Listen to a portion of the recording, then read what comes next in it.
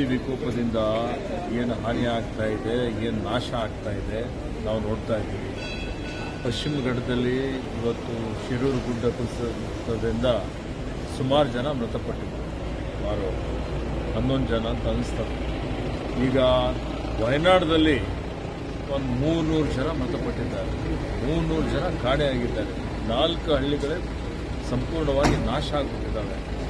ಇಂಥದ್ರಲ್ಲಿ ಇವತ್ತು ಅರಣ್ಯ ಇಲಾಖೆ ವತಿಯಿಂದ ಏನು ಪಶ್ಚಿಮ ಘಟ್ಟದಲ್ಲಿ 2015 ನಂತರ ಎಲ್ಲೆಲ್ಲಿ ಒತ್ತುವರಿ ಆಗಿದೆ ಮತ್ತು ಅನಧಿಕೃತವಾಗಿ ಗುಡ್ಡ ಯಾರ್ಯಾರು ಕಡ್ದು ಹಾಕಿದ್ದಾರೆ, ಅಲ್ಲಿ ಇವತ್ತೇನು ಕಾಫಿ ತೋಟ ಬೆಳೆಸ್ತಾ ಇದ್ದಾರೆ, ರಬ್ಬರ್ ಪ್ಲಾಂಟೇಶನ್ ಮಾಡ್ತಾ ಇದ್ದಾರೆ.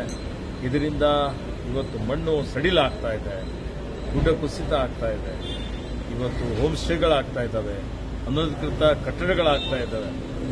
ಇವೆಲ್ಲವನ್ನು ಕಟ್ಟುನಿಟ್ಟಾಗಿ ನಿರ್ದಾಕ್ಷಿಣ್ಯವಾಗಿ ಇವತ್ತು ಪರಿಸರ ಸಂರಕ್ಷಣೆ ಮಾಡಲಿಕ್ಕೆ ತೆರವುಗೊಳಿಸಬೇಕು ಅಂತ ಹೇಳಿ ಸೂಚನೆಯನ್ನು ಕೊಟ್ಟಿದ್ದಾರೆ.